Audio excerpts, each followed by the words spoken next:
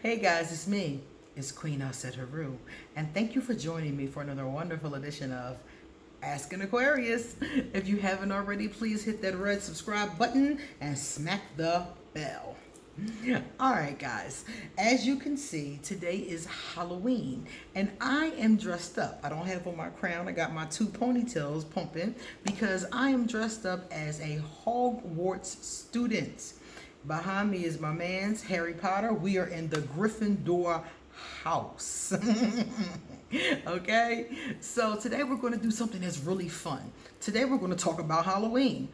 I had a woman come to me and she said, I heard that Halloween was evil. I heard that witches do nefarious things on Halloween. Will you tell us what really happens on Halloween and what is it really? Okay? So I was like, sure. She wanted to know, do we dance naked in the woods? Do we set small fires? Do we snatch children or their candy? Or both? These are all the kind of little weird things people have said, plus more about strange rituals and blood sacrifices and all kinds of crazy stuff.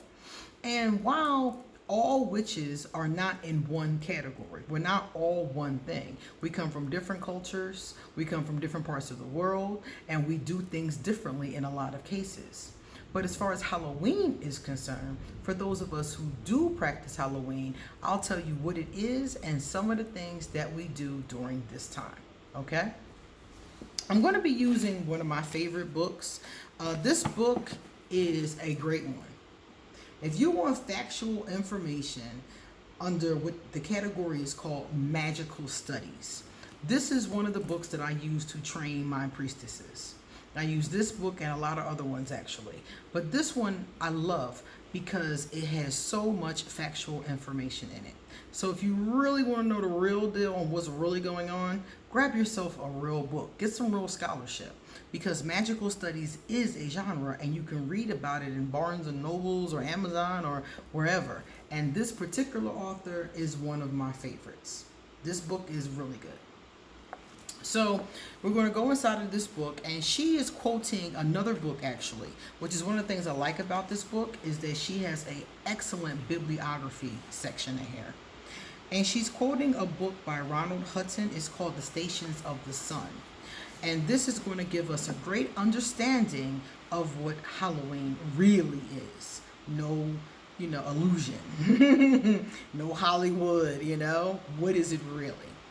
Halloween developed from the Celtic feast of Samhain, which marked the end of the summer and the beginning of the winter. For the Celts, Samhain was the beginning of the year and the cycle of the seasons. Samhain was a time when the Celts acknowledged the beginning and the ending of all things. As they looked to nature, they saw the falling of the leaves from the trees, the coming of winter and death. It was a time when they turned to their gods and goddesses, seeking to understand the turning cycles of life and death. Here, on the threshold of the cold, barren winter months, it was also a time of feasting and celebration, as the weakest animals were called to preserve valuable foodstuffs and provide food to last until the following spring. For the Celts, Samhain was a time when the gates between this world and the next were open. It was a time of communion with the spirits of the dead, who, like the wild autumn winds, were free to roam the earth. At Samhain, the Celts called upon their ancestors, who might bring warnings and guidance to help in the year to come. So, no, it's not this time of great evil, but it's a time of endings and a time when the veil is the thinnest, and a time when we will go to our ancestors and ask them for help, ask them for guidance, and pay homage to them. It's very similar to the Day of the Dead, But that comes from a totally different tradition, and it's a different time of the year. I'm not even sure what time of year it is, but I've heard a little bit about it from people who celebrate it. So it's very similar. Now, all of the things that got associated with Halloween, like jack-o'-lanterns and all those kinds of things, those things just developed over time through people, socializing. And Halloween was brought to the Americas by the European immigrants who had already been practicing it. Halloween is thought to be thousands of years old. Now, what do we actually do on Halloween? Well, I hate to disappoint you. We don't dance naked in the woods. We save that for Beltane, but I'm going to save that for another video. What do? We carve a pumpkin and empower it to repel negativity. So some of the times if you walk past someone's house and you see a pumpkin, it might not just be a pumpkin. It may be a pumpkin that has been empowered by a witch to repel negative and bad energy. We build or erect a shrine to our ancestors.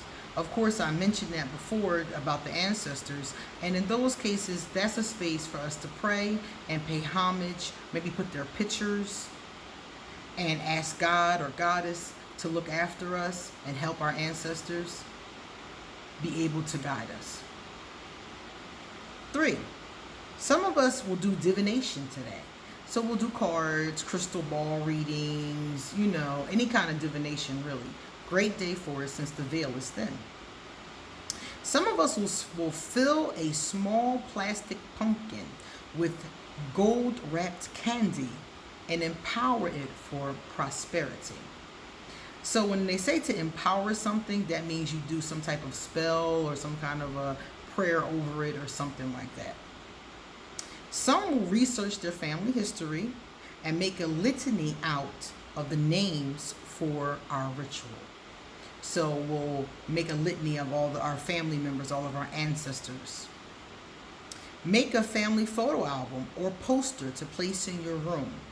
Bless during ritual for family harmony. Set a place at the dinner table for the recently deceased. If the lost one is a pet, place their favorite food on a plate and put it where their bowls used to be. Place small jack-o'-lanterns at the 4 quarters, which is north, south, east, and west. And those can be empowered to repel negative energy, so that would be pretty smart now that I think about it. Place cross brooms at the 4 corners, again, to ward off energies. Build your altar out of hay bales, which could be pretty cool. Probably could be kind of messy though, but it could be pretty cool. Take hay bales and build your ancestral altar. And some will some will visit the cemetery and place flowers on the graves of deceased loved ones. So some of us will do these things. And some of us will sit in our house with our Halloween costume and give little kids candy. Some of us will go to a Halloween party. Some of us will watch scary movies all night and scare ourselves. It just depends on the individual witch. But these are some of the things that actual witches do, that I have done, that I may even do. I'm not sure what I'm going to do today. I did some divination already, so I'm thinking that I might do something else. Maybe a meditation or something like that. So these are the kind of things that we actually do during Halloween. No, it's not an evil time. The reason why it got the reputation for being an evil time is because, remember, back in the day, before, when Christians first started the church, one of the things they were famous for was persecuting pagans, interestingly enough. And one of the things they always accused us of is some form of evil, some form of devil worship. And so Halloween became, thought of as an evil holiday because it was a pagan holiday. And these pagans were never evil in the first place. I'm not saying they were all perfect, human beings. But what I'm saying is that that reputation of evil and evil things being associated with us came from those who wanted to smear the pagan community. It was all about souls. The Catholic Church back then really wanted people to convert to Catholicism. They wanted them to convert to Christianity specifically. So if you look in history, you can Google this information. It's out there. You'll see that when it first started, and it continues today, it was all about getting people to convert from being pagan to being Christian. So after they realized that that didn't work very well, they decided to create their own holidays around Samhain. That's how we got All Saints Day and All Souls Day. And they decided to make them around the same time so that people, pagans who will be converting, would be more comfortable. That's why if you notice, a lot of pagan holidays are celebrated by Christians. They've taken them and put their own spin on them, but it's the same old ancient holiday that people have been doing for thousands and thousands of years. That's why they're always around the same time. Yule and Christmas are around the same time. Easter is around the same time as two different ones, as a matter of fact. Beltane sometimes is around that time, a little bit later. And there's another one that happens around the same time. It just depends on where the year falls. So many of the holidays fall around the same time. Okay? So that's what witches do on Halloween. Don't worry. We're not going to snatch your candy. Many of us are going to be giving it out. So, if you like this video, please give it a thumbs up. Also, if you have time, please leave us a comment in the comment section. And pass it on to somebody else who might be interested in knowing this information as well. Also, if you would like me to do a reading for you, please email me and I will give you an appointment. All right, guys, time for me to get going. See you later.